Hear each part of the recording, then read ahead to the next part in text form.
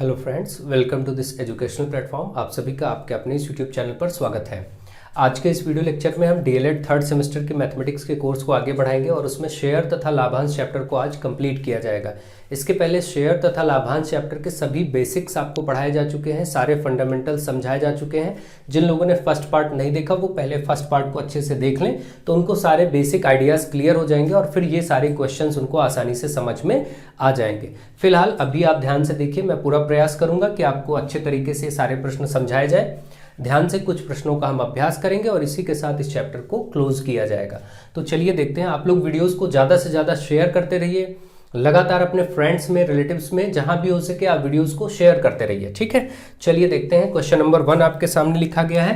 Question number 1 में बोला गया है कि अरुणा ने 7,500 रुपए की पूंजी लगाकर एक कंपनी के शेयर 150 रुपए प्रति शेयर की दर से क्रय किया, यानी खरीदा। क्रय करना मतलब खरीदा, जबकि प्रति शेयर का अंकित मूल्य 100 रुपए है, ठीक है। यानी कि उसका जो फेस वैल्यू है उस शेयर का अंकित मूल्य वो 100 रुपए है, ठीक है। कंपनी ने 25% की दर से वर्ष के अंत में लाभांश दिया, तो अरुणा द्वारा अर्जित लाभांश ज्ञात कीजिए, ठीक है। सबसे सिंपल सी बात यह है कि अरुणा ने कितने रुपए लगाए, इन्वेस्ट किए, तो 7500 रुपए, 7,500 रुपए इन्वेस्टमेंट हुआ अरुणा के द्वारा। 7,500 रुपए इतने रुपए उसने लगाए और कितने रुपए के शेयर खरीदे, 150 रुपए प्रति शेयर की दर से खरीदा है, यानी एक शेयर की कीमत थी 150। तो कितने शेयर खरीदे होंगे? अगर मैं यहां पर प्रश्न होता कि शेयरों की संख्या बताइए, तो शेयरों की संख्या कैसे निकलेगी? आप सोचिए, एक व्यक्ति ने 7,500 रुपए लगाए हैं और एक शेयर की कीमत 150 रुपए है, डिवाइड कर दीजिए, आ जाएगा। सिंपल सी बात है ना। जैसे 10 रुपए आपके पास है और आपको टॉफी लेनी है, आप 2 रुपए की एक टॉफी के हिसाब से खरीदेंगे तो कितनी टॉफी मिलेंगी? तो आप इसको 2 से तुरंत डिवाइड करेंगे, 5 टॉफी बता देंगे कि भाई 5 टॉफी मिल जाएंगी, ठीक है। तो इसी तरीके से शेयर की संख्या बतानी थी। 7,500 रुपए इन्वेस्ट किया, एक शेयर की कीमत 150 रुपए है, तो कितने शेयर? तो इसको देखिए, काटिए, 0 0 कट गया, 15 5 75, यानी 50 शेयर, यानी 50 शेयर लिए उसने। अरुणा ने कितने शेयर लिए? तो 50 शेयर लिए, ठीक है।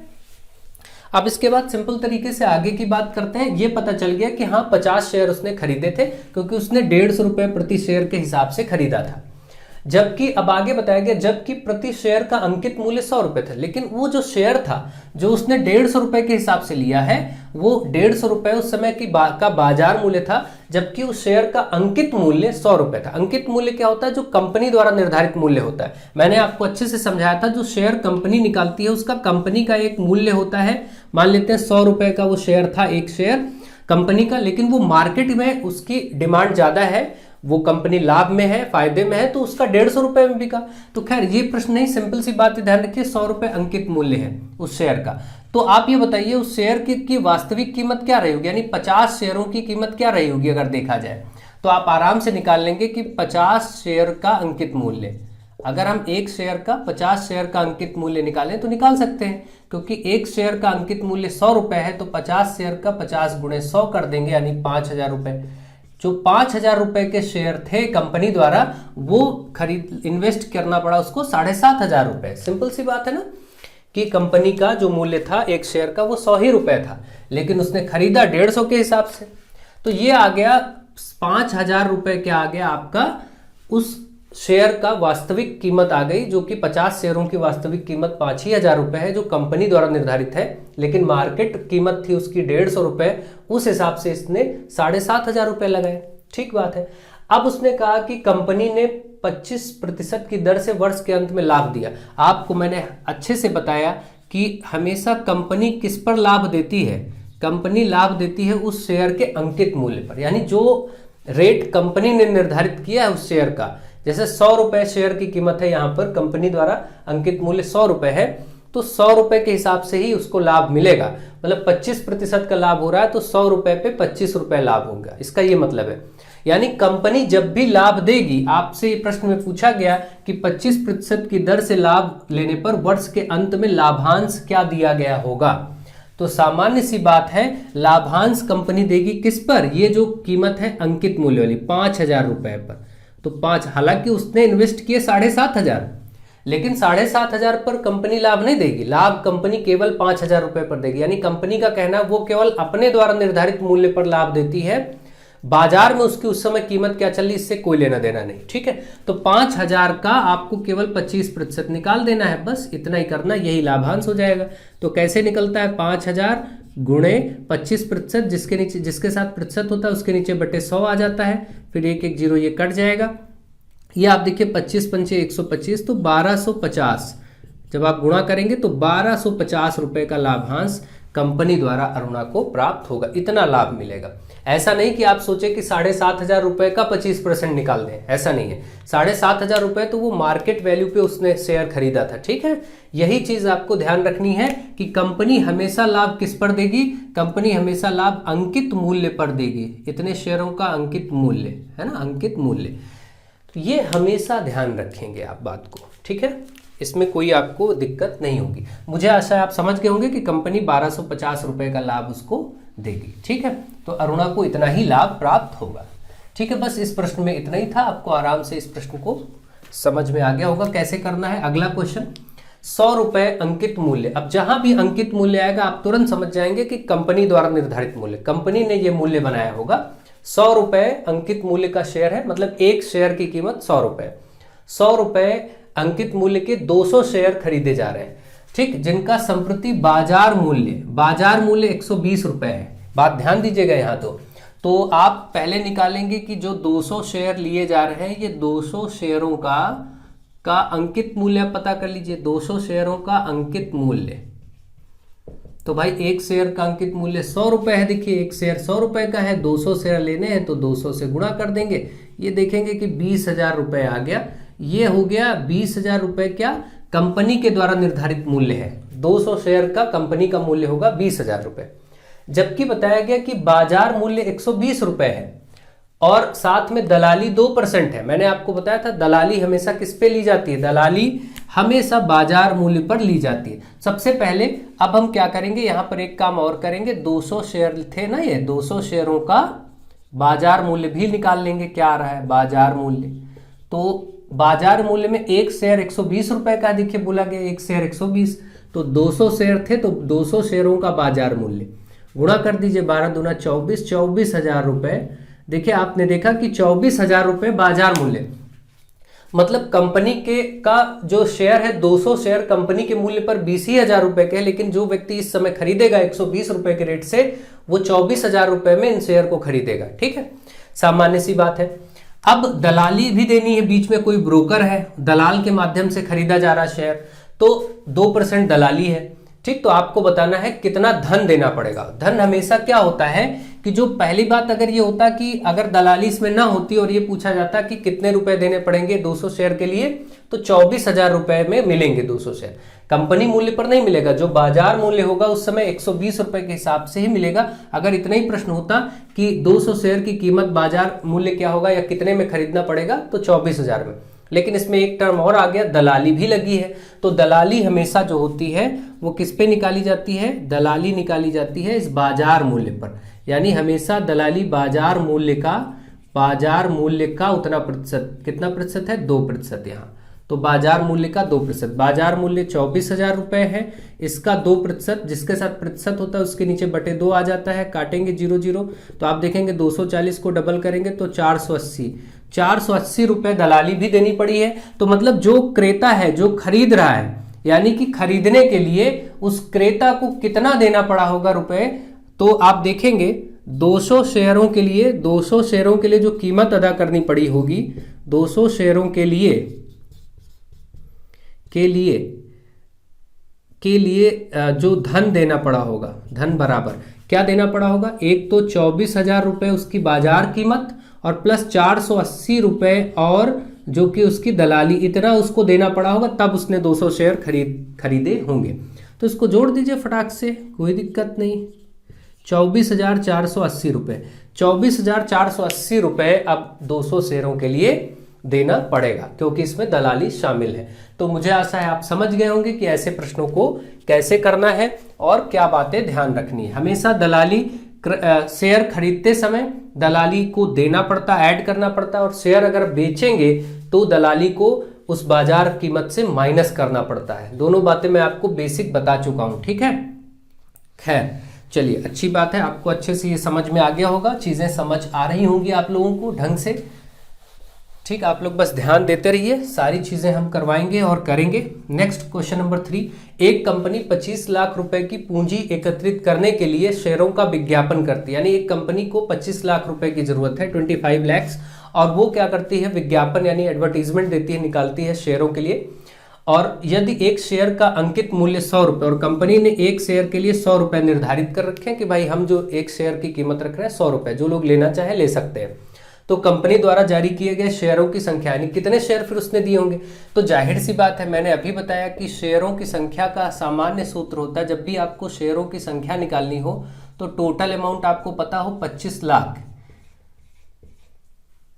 इकाई, दहाई, सैकड़ा, हजार, 10,000, लाख, 10 लाख, ये हो गया 25 लाख। और एक शेयर की कीमत से डिवाइड कर दीजिए, एक शेयर है 100 रुपए का, तो इससे भाग करेंगे, अब कितना निकल के आया, 25,000। इसका मतलब कंपनी ने 25,000 शेयरों के लिए विज्ञापन निकाला होगा।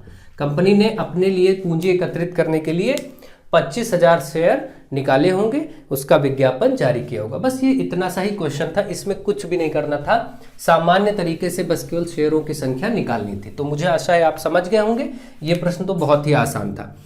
क्वेश्चन नंबर 4, एक क्रेता को एक शेयर का अंकित मूल्य 10 रुपए और बाजार मूल्य 40 रुपए बताया गया। यानी आप देख रहे हैं एक क्रेता है, क्रेता मतलब खरीदार है कोई, वो शेयर खरीदना चाहता है, तो शेयर का अंकित मूल्य तो 10 रुपए है, यानी जो कंपनी ने निर्धारित किया था वो 10 ही रुपए था एक शेयर की कीमत, लेकिन बाजार मूल्य 40 रुपए है। ठीक है, यानी आज अगर वो खरीदना चाहे तो उसको 40 रुपए के हिसाब से पेमेंट देना पड़ेगा, तभी वो शेयर खरीद पाएगा। तो क्रेता को 300 शेयरों के लिए क्या मूल्य देना पड़ेगा, देखिए आ गया ना। यानी आपको 10 रुपए से गुणा नहीं करना, आपको 40 रुपए ध्यान रखना है, क्योंकि जिस समय जो बाजार मूल्य होता है उसी पर शेयर खरीदा जा सकता है। भाई अब मान के चलिए एक पर्सन ए है और एक पर्सन कोई बी है, दो लोग हैं, इसके पास 300 शेयर है। इसी क्वेश्चन को समझ लेते हैं, इसके पास 300 शेयर है और इस बी को खरीदना है, इसको इससे खरीदना है। ठीक है, बी को इस ए से शेयर को खरीदना है। अब ये इसके पास अप्रोच करेगा कि हमें शेयर खरीदना है, तो ये इस ए ने तो खरीदा था 10 रुपए के हिसाब से ही शेयर को, लेकिन क्योंकि इस समय इस शेयर की मार्केट वैल्यू 40 रुपए है, इसलिए ए कहेगा मैं 40 रुपए में ही बेचूंगा। तो इस बी को खरीदने के लिए 40 रुपए से रेट देना पड़ेगा। इसका मतलब क्या है कि जब बी खरीदेगा ए से, तो ये तो शेयरधारी है, इसके पास शेयर है, इसके पास शेयर है, अभी इसको खरीदना है, तो ये कहलाएगा शेयरधारी। जिसके पास शेयर है वो शेयरधारी कहलाएगा या अंशधारी कहलाएगा। इसके पास है शेयर और इसको चाहिए, अब ये आज के रेट से इनको पैसे देंगे तब ये 300 शेयर खरीद पाएंगे। तो आप समझ गए होंगे, जाहिर सी बात है कि 300 शेयरों के लिए, इसका मतलब जो 300 शेयरों के लिए क्रेता को, क्रेता मतलब जो खरीदना चाहता है, क्रेता को मूल्य देना पड़ेगा। मूल्य देना पड़ेगा, कितना मूल्य देना पड़ेगा बताइए। सामान्य सी बात है, 40 रुपए के हिसाब से 300 शेयरों का मूल्य देना पड़ेगा, 12,000 रुपए देना पड़ेगा, गुणा करेंगे तो। ठीक है, 4 × 12, 12,000 रुपए देंगे तब ये खरीद पाएंगे। अच्छा, अगर मैं पूछूं जो शेयरधारी था, शेयरधारी को कितने रुपए देने पड़े होंगे, तो सामान्य सी बात है 3,000 रुपए देने पड़ेंगे होंगे। 300 रुपए 10 रुपए के हिसाब से इसको मिला होगा, है ना। तो अगर कभी ये पूछा जाता कि शेयरधारी, जो शेयरधारी है, शेयरधारी के लिए 300 शेयरों की कीमत, 300 शेयरों की कीमत क्या रही होगी, तो जाहिर सी बात है एक शेयर 10 ही रुपए का था जब उसने खरीदा था, तो 300 शेयर लिए थे तो केवल मात्र 3,000 रुपए में ही लिए होंगे। उसने जब लिया होगा तो केवल 3,000 रुपए चुकाए होंगे। ठीक है, तो ये हो गया, आपको पता चल गया होगा कि उसको 12,000 रुपए आज 40 रुपए के हिसाब से खरीदेगा तो 12,000 रुपए देना पड़ेगा। पहला प्रश्न तो हो गया। अगला पार्ट इसी में ऐड था कि शेयरधारी को क्या लाभ होगा, तो भाई शेयरधारी को बहुत बड़ा लाभ होगा। शेयरधारी को तो केवल 3,000 रुपए में शेयर मिले थे, तो अगर शेयरधारी का लाभ देखें, इसी शेयरधारी का लाभ देखें, अगर यहाँ लिख लीजिएगा, शेयरधारी का लाभ बराबर, तो 12,000 रुपए में बेच रहा है वो, खरीदा 3,000 रुपए का था, तो रुपए 9,000, भाई माइनस करिए 12,000 से 3,000, तो 9,000 रुपए का लाभ होगा शेयरधारी को आज की डेट में बेचने पर। तो मुझे आशा है आपको बहुत अच्छे से ये बात समझ में आ गई होगी कि ये प्रश्न किस तरीके से और कैसे डील किए जाने हैं, और आपको बस एक एक बात पता होनी चाहिए। इसीलिए मैंने पहले लेक्चर में पूरा बेसिक कराया था। जिन लोगों ने बेसिक्स अच्छे से देखा है वो बहुत अच्छे से समझ गए होंगे, और यहाँ पर भी जो लोग ध्यान से पढ़ रहे हैं, समझ रहे हैं, वो चीजें समझ जाएंगे कि कैसे प्रश्नों को करना है, क्या अप्रोच रखनी है। तो चलिए एक दो प्रश्न और कर लेते हैं ताकि कोई डाउट हो तो वो भी दूर हो जाए और हर टाइप की चीजें कवर हो जाए। लगभग इन्हीं टाइप के प्रश्न घूम फिर के आप में बार बार पूछे जाते हैं। आप पिछले वर्षों के प्रश्न पत्रों को भी देख सकते हैं। मेरा प्रयास है जो भी टाइप हो सके मैं आपको करा दूं। एक आपकी अगर अंडरस्टैंडिंग बन गई, समझ बन गई, तो फिर कोई दिक्कत नहीं। इसीलिए आप कॉन्सेप्ट पर फोकस जरूर करिए, हमेशा अपना कॉन्सेप्ट मजबूत करिए ताकि कुछ भी चेंज होके आए आप कर ले। प्रश्न जरूरी नहीं कि एज इट इज इसमें से ही एक मिल जाए, ये जरूरी नहीं है, ठीक है, लेकिन आप तैयारी करेंगे तो आप उसको कर सकते हैं, कोई भी प्रश्न आप लगा सकते हैं। तो चलिए एक दो प्रश्न और देखते हैं और इसको कंप्लीट करते हैं। अब आपके सामने दो क्वेश्चन और लिखे हैं, इन दोनों क्वेश्चन को करेंगे और इसी के साथ आज का ये चैप्टर शेयर और लाभांश आपका कंप्लीट हो जाएगा, ठीक है। तो बहुत अच्छे से आप लोग डिटेल में चीज़ों को पढ़िए, अच्छे से अध्ययन करिए, ढंग से सीखिए, समझिए और वीडियोस को लगातार शेयर करते रहिए, ठीक है।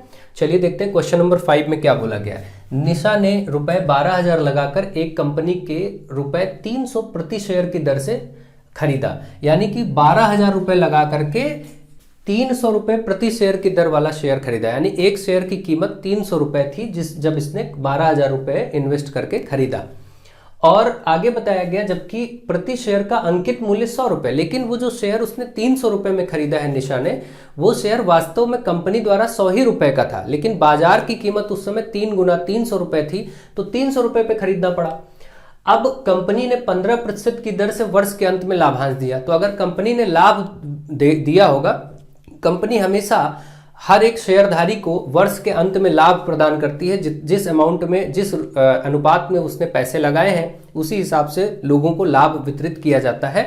तो जब कंपनी लाभ दे रही होगी तो उसने 15% के हिसाब से दिया होगा लाभ, तो 15% के हिसाब से वो लाभ देगी।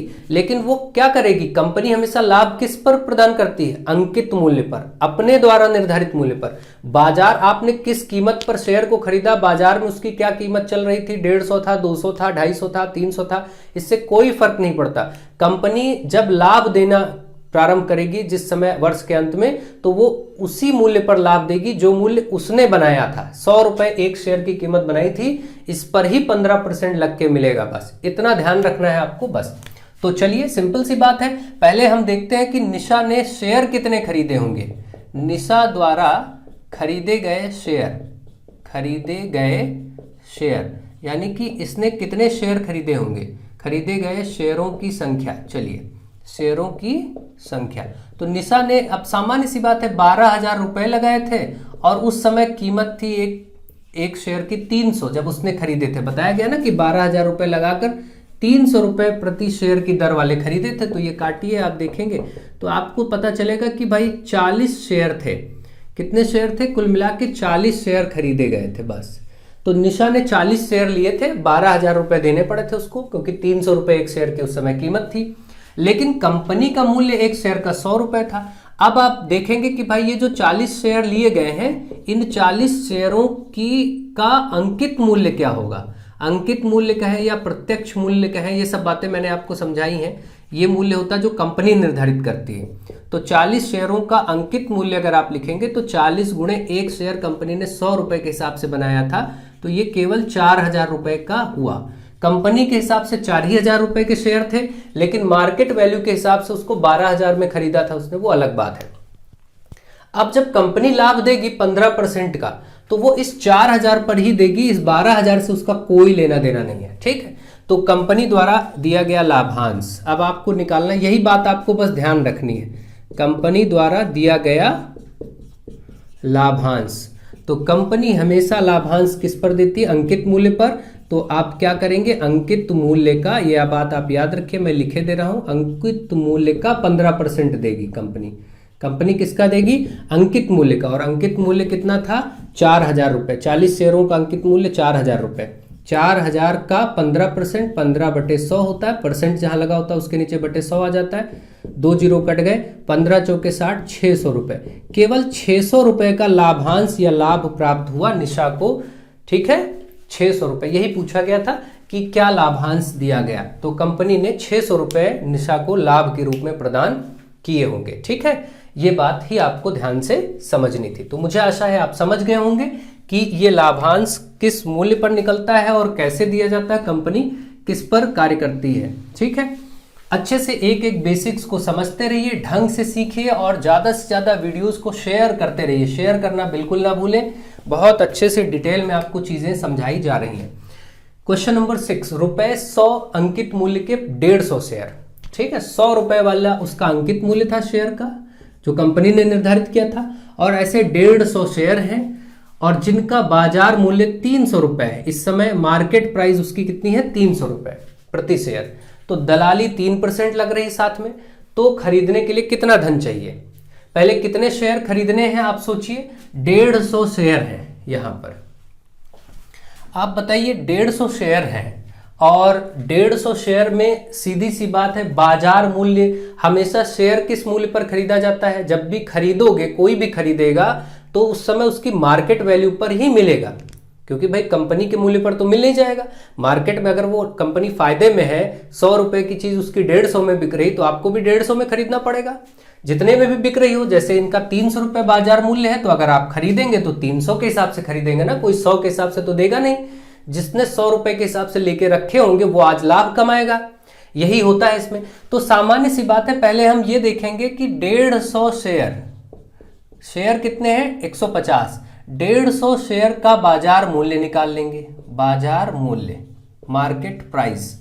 बाजार मूल्य 150 शेयर का जब आप निकालेंगे तो 150 गुणे 300, क्योंकि 300 एक शेयर का मूल्य है, प्रति शेयर 300, तो 15 तिया 45, 30, 45,000 रुपए कीमत है बाजार की 150 शेयरों की, जबकि दलाली भी साथ में लग रही है 3%। और आपको मालूम है कि शेयर खरीदने के लिए केवल बाजार मूल्य ही नहीं, अगर दलाली ना होता बीच में तो इतने में ही 150 शेयर मिल जाते, आंसर हो जाता जो पूछा गया था। लेकिन पूछा इसमें साथ साथ दलाली भी देनी पड़ रही, बीच में दलाल के माध्यम से खरीदेंगे तो दलाली को इसमें जोड़ना पड़ेगा। इसी 45,000 रुपए जो बाजार की कीमत है, इसी 45,000 का 3% भी आप निकालेंगे, तो 45,000 का 3% जो होगा वो क्या होगा, वो वास्तव में होगा दलाली, यानी ब्रोकरेज। तो अब आप इसको जब आप निकालेंगे गुणे 3%, परसेंट जहां होता है उसके नीचे बटे 100 हो जाता है, 2 जीरो कट जाएंगे, ये 0, 3 पछी 15, भाई ये 0 हो गया, 3 पछी 15 और 3 चौके 12, 1 13। ठीक है, तो इस तरीके से आपका देखा कि 1350 रुपए की दलाली भी देनी पड़ जाएगी। तो अब यानी कि अब आप 150 शेयर कितने में पाएंगे, इसका मतलब जो 150 शेयरों के लिए कीमत चुकानी पड़ेगी, 150 शेयर के लिए धन कितना देना पड़ेगा, वो पहले तो ये 45,000 रुपए देने ही पड़ेंगे जो मार्केट प्राइस है, साथ साथ में ये दलाली वाला अमाउंट 1350 रुपए भी देना पड़ेगा। इन्हीं को जोड़ लीजिए, बस आंसर हो गया। तो 45,000 ये है और 1350 रुपए और ये देना पड़ेगा, 0, 5, 3, 6, 46,350 रुपए देने पड़ेंगे। उत्तर ये इतना रुपए देंगे तब 150 शेयर खरीद पाएंगे, इस स्थिति में जो स्थिति यहाँ इस प्रश्न में बताई गई। मुझे आशा है कि आप बहुत ढंग से विधिवत इन चीज़ों को सीख गए होंगे, समझ गए होंगे और अच्छे से आप शेयर और लाभांश चैप्टर की समझ आपको बन गई होगी। अब आप ढंग से कॉन्सेप्ट को रिवाइज करिए, सीखिए, जानिए, पहला पार्ट भी देखिए और अपने सभी फ्रेंड्स में इसको शेयर करते रहिए, लगातार शेयर करिए। आज के लिए ये वीडियो इतना ही, और इसके बाद अब अगला चैप्टर आपका केवल समुच्चय बचा है, जो आपके 3rd सेमेस्टर में बचता है और सारे चैप्टर पढ़ाए जा चुके हैं। आप प्लेलिस्ट में जाकर के देख सकते हैं, जिनको भी नहीं पता वो प्लेलिस्ट में जाएं और 3rd semester maths chapter wise करके उसको प्लेलिस्ट मिलेगी। चैप्टर वाइज वाला सेगमेंट आप सर्च करेंगे 3rd सेमेस्टर के लिए, उसमें सारे पार्ट्स ऐड हैं, सब कुछ पढ़ाया जा चुका है, केवल एक चैप्टर समुच्चय बचा है, वो भी अब मैं आपका बहुत ही शीघ्र 1 या 2 पार्ट में खत्म कर दूंगा और आपका ये 3rd सेमेस्टर की मैथमेटिक्स खत्म हो जाएगी। So thank you to all of you.